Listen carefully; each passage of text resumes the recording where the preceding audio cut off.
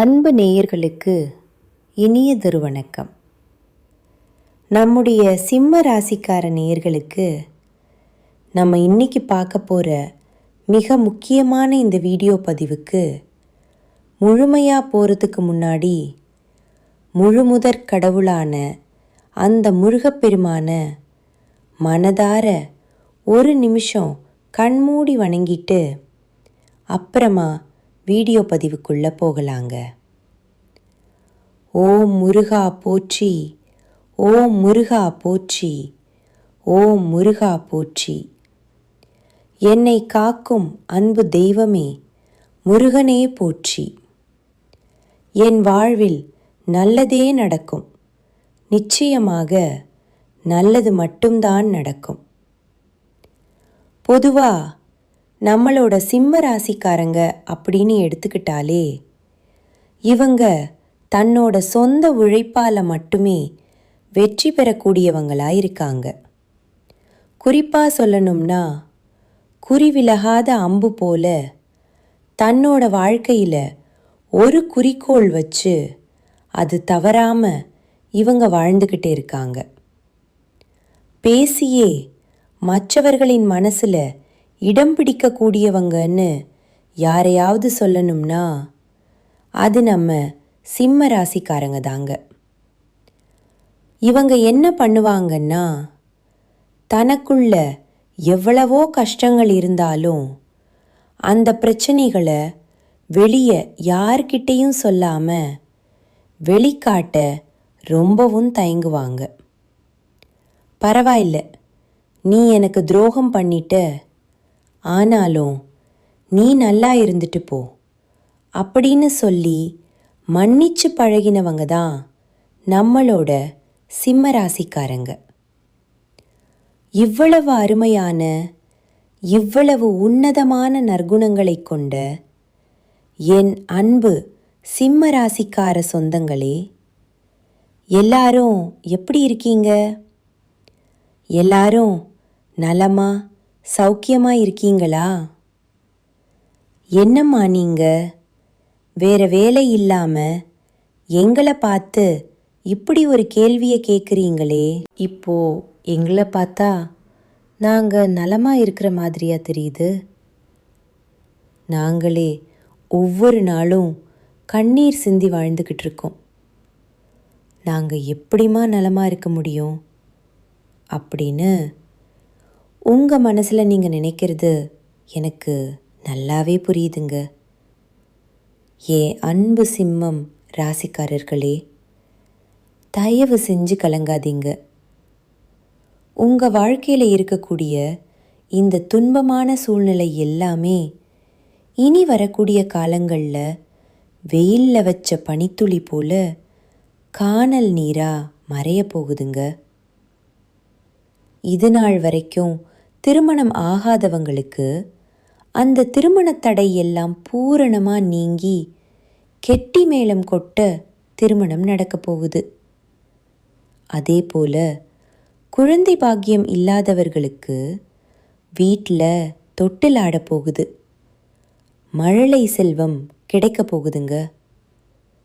நீண்ட நாளாக பூர்வீக சொத்து ரீதியாக இருந்த அனைத்து விதமான பிரச்சனைகளுக்கும் ஒரு நிரந்தரமான தீர்வு கிடைக்க போகுது. உங்களுக்கு நியாயமாக வர வேண்டிய அந்த பூர்வீக சொத்து தானாக தேடி வந்து உங்கள் கையில் சேரப்போகுதுங்க. உங்கள் கையில் உள்ள பணப்புழக்கம் இதுவரைக்கும் இல்லாத அளவுக்கு அதிக லெவலில் இருக்க போகுதுங்க. அது மட்டும் இல்லாமல் உங்களை வேண்டான்னு உதறி தள்ளிட்டு போன சொந்த பந்தங்கள் எல்லோருமே இனி வரக்கூடிய காலங்களில் நீங்கள் வேணும்னு சொல்லி உங்களை தேடி வர போகிறாங்க. ஆனால் ஒரு சின்ன விஷயம், நம்மளுடைய சிம்மம் ராசிக்காரங்க ரொம்ப எளிதில் திருஷ்டியால் பாதிக்கப்படுறாங்க. யாராவது ஒருத்தர் சின்னதாக பாராட்டுனா கூட, இல்லை கைத்தட்டல் கிடைச்சாலும் கூட உடனே உங்களுக்கு உடல்நிலை சரியில்லாமல் போகலாம். கண் திருஷ்டியால் தீராத உடல் சோர்வு, திடீர் மருத்துவ செலவு ஏற்படலாம். ஆனால் கவலைப்படாதீங்க. கெட்ட சக்திகள் சிம்மம் ராசிக்காரர்கள் இருக்கக்கூடிய வீட்டை இனி நெருங்காதுங்க. அவையெல்லாம் உங்களை பார்த்தாலே ஓடி ஒழிஞ்சுக்கும். அதுக்கு நீங்கள் என்ன பண்ணணும்னா, சிம்மம் ராசிக்காரங்க காவல் தெய்வமான முனீஸ்வரரை ஞாயிற்றுக்கிழமைகளில் தவறாமல் வழிபாடு செய்யணும். முனீஸ்வரர் கோவிலில் போய் ஒரு தேங்காய் வாங்கி அதை ஒரு சிவப்பு துணியில் கட்டி உங்கள் வீட்டு வாசலில் கட்டணும். அதே போல் சிவபெருமானுக்கு ஞாயிற்றுக்கிழமைகளில் தாமரை பூ சாத்துவது ரொம்ப ரொம்ப விசேஷம். அப்படி சிவனுக்கு சாத்திய அந்த தாமரை பூவை வீட்டுக்கு பிரசாதமாக எடுத்து வந்து வச்சுக்கணும். ஒருவேளை உங்களுக்கு தாமரை பூ கிடைக்கல அப்படின்னா கவலைப்படாதீங்க. தாமரை கொட்டை மாலை விற்கிது. அதை வாங்கி சிவன் கோயிலில் சாத்தி அதை வீட்டுக்கு எடுத்து வந்து உங்கள் சாமி அறையில் பத்திரமா வச்சிடணும். ஒவ்வொரு ஞாயிற்றுக்கிழமையும் இதை நம்பிக்கையோடு செஞ்சுக்கிட்டு வாங்க. ஞாயிற்றுக்கிழமைகளில் சூரிய பகவானுக்கு உரிய சூரிய காயத்ரி மந்திரத்தை நீங்கள் சொல்லணுங்க. மந்திரம் தெரியலேனா ஓம் சூரியனாய நமக்க அப்படிங்கிற இந்த எளிய மந்திரத்தை ஒரு 108 முறை சொல்லிக்கிட்டு வாங்க.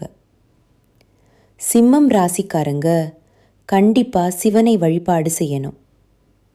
நான் முன்னாடியே சொன்ன மாதிரி தாமரை கொட்டை மாலையை சிவனுக்கு சாத்தி அதை வீட்டுக்கு எடுத்து வந்து வச்சுக்கணும். தினசரி உங்கள் குலதெய்வத்தை மனசில் நினச்சி வீட்டில் தீபம் ஏற்றணும். உங்கள் குலதெய்வத்துக்கு தாமரை கொட்டை மாலை சாத்தி அதை கொண்டு வந்து உங்கள் வீட்டு நிலப்படியில் கட்டணும். இது வீட்டில் உள்ள கெட்ட சக்திகளை நிச்சயமாக விரட்டி அடிக்குங்க. திங்கட்கிழமைகளில் பக்கத்தில் இருக்கிற சிவாலயத்தில் போய் ருத்ர ஜபம் பாராயணம் செய்யணுங்க. சிவனுக்கு அபிஷேகம் செய்து அந்த அபிஷேக தீர்த்தத்தை வீட்டுக்கு கொண்டு வந்து வீடு முழுவதும் மறக்காமல் தொளிச்சு விற்றணும். இது தொழிலில் இருக்கக்கூடிய போட்டிகள், பொறாமைகள், கண் திருஷ்டிகள், உடல் உபாதிகளை நிச்சயமாக வேரோடு நீக்கிறீங்க.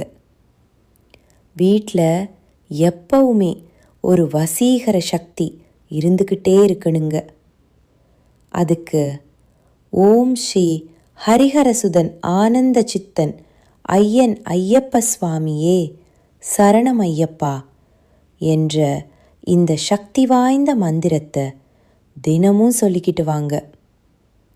இது நீங்கள் அறிஞ்சோ அறியாமலோ செஞ்ச பாவங்களை விலக்கி உங்கள் மனசை எப்பவும் சுத்தமாக வச்சிருக்க உதவுங்க. உங்கள் வீட்டில் இருக்கக்கூடிய கெட்ட சக்திகள் நீங்கள் இந்த விஷயங்களை எல்லாம் கண்டிப்பாக கடைபிடிக்கணுங்க. செவ்வாய்க்கிழமை தவறாமல் முருகனை வழிபாடு செய்யுங்க. தினமும் மாலை நேரத்தில் வீட்டில் நல்லெண்ணெய் இல்லைன்னா நெய்விளக்கு ஏற்றுங்க. ஓம் சரவணபவ அப்படிங்கிற மந்திரத்தை தினமும் ஒரு 11 முறை சொல்லிக்கிட்டு வாங்க. வாரம் ஒரு முறை அம்மன் கோயிலுக்கு போயிட்டு அம்மனை மனதார வணங்கிட்டு வாங்க. பிரதோஷ நாட்களில் சிவபெருமானை போய் வணங்கிட்டு வாங்க. செவ்வாய்க்கிழமை அன்னைக்கு அசைவம் சாப்பிட்றத தவிர்ப்பது உங்களுக்கு ரொம்ப ரொம்ப நல்லதுங்க. குங்கும அர்ச்சனை செய்கிறது ரொம்பவும் விசேஷங்க. வீட்டில் எப்பவும் கொஞ்சம் வேப்பிலையை வச்சிருங்க. நவக்கிரகத்தில் செவ்வாய் பகவானுக்கு வழிபாடு செய்யுங்க. வீட்டில் திருஷ்டி பொம்மையை வாசலில் தொங்க விட்டுருங்க. செவ்வாய்க்கிழமைகளில் முடிஞ்ச வரைக்கும் சிவப்பு நிற உடை அணிஞ்சுக்கோங்க. நெற்றியில் எப்பவும் குங்குமம் சந்தனம் வச்சுக்கோங்க. வலது கையில் செம்பு காப்பு போட்டுக்கோங்க. வாரத்துக்கு ஒரு முறை கடுகு உப்பு வச்சு திருஷ்டி சுத்தி போட்டுக்கோங்க. வீட்டை தினமும் சுத்தமாக வச்சுக்கோங்க. உடைந்த கண்ணாடி, தேவையில்லாத பழைய பொருட்களை எல்லாம் தயவு செஞ்சு உடனே அகற்றிருங்க. நீங்கள் வெளியே போகிறதுக்கு முன்னாடி உங்கள் இஷ்ட தெய்வத்தை மனசில் நினச்சிட்டு அப்புறமா வெளியில் கிளம்புங்க. சரியான நேரத்தில், உறங்குற நேரத்தில் உறங்குங்க. காலையில் வெறும் வயிற்றில் வெந்நீர் குடிங்க. வாரத்துக்கு ஒரு நாள் நல்லெண்ணெய் தேய்த்து தலைக்கு குளிங்க. கோபத்தை எப்பவும் கட்டுப்பாடோடு வச்சுக்கோங்க. தேவையில்லாமல் பெருமை பேசாமல் இருக்கிறது உங்களுக்கு ரொம்பவும் நல்லதுங்க. எல்லோர்கிட்டையும் உங்கள் ரகசியத்தை பகிரக்கூடாதுங்க. மனம் கலங்கும்போது அமைதியாக மௌனமாக இருந்துக்கோங்க. தினமும் குறைஞ்சது ஒரு 5 நிமிஷம் தியானம் பண்ணுங்க. தீய வார்த்தைகளை பேசுகிறத தவிர்த்துருங்க. எதிர்மறை எண்ணங்கள் கொண்ட மனிதர்களிடமிருந்து கொஞ்சம் தூரமாகவே இருந்துக்கோங்க. பொறாமை, கோபத்தை குறைச்சிக்கோங்க. பிறரை மதித்து பேசுங்க. தினமும் நன்றி சொல்லும் பழக்கத்தை வச்சுக்கோங்க. செவ்வாய்க்கிழமை அன்னைக்கு சுண்டல், பச்சை பயிரை தானமாக கொடுங்க. ஏழைகளுக்கு அன்னதானம், உணவு வழங்குங்க. பொன்னாங்கண்ணி கீரை, அதத்திக்கீரையை உங்களுடைய உணவில் அடிக்கடி சேர்த்துக்கோங்க. காரம் அதிகமாக சாப்பிடாதீங்க. முடிஞ்ச வரைக்கும் காரத்தை தவிர்த்துக்கோங்க. வாரத்துக்கு ஒரு நாள் பழம் மட்டும் சாப்பிட்டு விரதம் இருங்க. வெல்லம் கலந்த நீரை தினமும் குடிங்க. சிவப்பு நிற பூக்களை தானமாக கொடுங்க. வீட்டில் தினமும் விளக்கு முன் ஒரு டம்ளரில் நீர் வச்சிருங்க. எலுமிச்சை மிளகாய் இதையெல்லாம் வாரம் ஒரு முறை மாற்றுங்க. இரவு தூங்குறதுக்கு முன்னாடி உங்கள் இஷ்ட தெய்வத்தை நினைத்து பிரார்த்தனை பண்ணிட்டு தூங்குங்க. செவ்வாய்க்கிழமை மாலை நேரத்தில் நீங்கள் செய்யக்கூடிய ஒரு அற்புதமான பரிகாரம் என்னன்னு இப்போ பார்க்கலாம். ஒரு எலுமிச்சை பழம், 2 கிராம்பு, ஒரு பச்சை மிளகாய் இதையெல்லாம் வாசலில் வச்சு விளக்கு ஏற்றி முருகப்பெருமான மனதில் நினைத்து வேண்டிக்கோங்க. உங்கள் வீட்டில் இருக்கக்கூடிய கெட்ட சக்திகள் எல்லாமே பஞ்சி போல விலகி போயிடும். உங்களுடைய குடும்பத்தில் நல்லது தாங்க நடக்கும். உங்கள் வீட்டில் தீய சக்திகள் இருந்தால் நீங்கள் வீட்டில் என்னென்ன தெய்வ புகைப்படங்களை வைக்கலாம் அப்படிங்கிறத பற்றி இப்போ தெரிஞ்சுக்கலாங்க. முதல்ல காஞ்சி காமாட்சி அம்மன். தீய சக்திகளை அழிக்கக்கூடிய அபாரமான சக்தி இந்த தெய்வத்துக்கு இருக்கு. வீட்டில் தைரியம், பாதுகாப்பு தரக்கூடியதா இது இருக்கும். அடுத்தது காளி, பத்ரகாளி. கெட்ட சக்திகள், கண் திருஷ்டியை விளக்க இது ரொம்பவே உதவுது. பயம், தடைகளை நீக்க இது உதவும். மகாவிஷ்ணு, மன அமைதி, பாதுகாப்பு தரக்கூடிய தெய்வம். எதிர்மறை எண்ணங்களை குறைக்கிறதுக்கு இந்த தெய்வம் உங்களுக்கு ஒரு பெரிய பாதுகாப்பாக இருக்கும். ஆஞ்சநேயர், தீய ஆவிகள், பயம் விலக நம்மளுக்கு ஆஞ்சநேயர் எப்பவும் துணையாயிருப்பார். வீட்டை காக்கக்கூடிய காவல் தெய்வமாக இவர் இருப்பார். பைரவர், இவர் இரவு நேர எதிர்மறை சக்திகளை விலகக்கூடியவராக இருக்கார். வீட்டு சுற்றுப்புற பாதுகாப்புக்கு பைரவர் ரொம்பவே பாதுகாப்பாக இருப்பார். நரசிம்மர், தீய சக்திகளை முற்றிலும் அழிக்கக்கூடிய சக்தி இவருக்கு இருக்கு. சக்தி வாய்ந்த பாதுகாப்பு தெய்வமாக இவர் இருக்கார். சாய்பாபா, மன அமைதியை அளிக்கக்கூடிய தெய்வமாக இருக்கார். தீய எண்ணங்கள், கவலைகளை விளக்க இவர் எப்பவும் துணையாக இருப்பாருங்க. வீட்டில் வடகிழக்கு மூலையில் நீங்கள் இந்த தெய்வ புகைப்படங்களை வைக்கலாங்க. கிழக்கு அல்லது வடக்கு சுவர் இருக்கிற இடத்துல நீங்கள் தெய்வ புகைப்படங்களை வச்சிங்கன்னா தெய்வ அருள் முழுமையாக உங்களுக்கு கிடைக்குங்க. மனிதனாக பிறந்த ஒவ்வொருவருக்கும் ஆசை இருக்கதாங்க செய்யும். ஆனால் அந்த ஆசைகளை அடைய நம்ம நினச்சா மட்டும் பத்தாதுங்க. முழு மனசோட நம்மளுடைய ஆசைகளை அடைவதற்கான வழியை ஒவ்வொரு நாளும் என்ன பண்ணணும்னு யோசிச்சு அதற்கான திட்டங்களை தீட்டி உழைச்சிக்கிட்டே இருக்கணுங்க. உழைச்சா நிச்சயமாக நம்மளுடைய ஆசைகள் எல்லாமே நிறைவேறிருங்க. உங்கள் வாழ்க்கையில் இனி வரக்கூடிய காலங்களில் உங்களுடைய அனைத்து ஆசைகளும் ஒவ்வொன்றா நிறைவேறப் போகுது. அப்படி ஒவ்வொரு மனிதனுக்கும் இருக்கக்கூடிய பொதுவான ஆசை என்னன்னு பார்த்தீங்கன்னா, 16 செல்வங்களையும் அடைந்து வாழணும் அப்படின்னு தான் ஒவ்வொரு மனிதனுடைய ஆசையும் இருக்குதுங்க. பணம் வேணும், பதவி வேணும், புகழ் வேணும், கௌரவம் வேணும் அப்படின்னு தான் ஒவ்வொரு மனிதனும் தினமும் வாழ்ந்துக்கிட்டு இருக்கான்.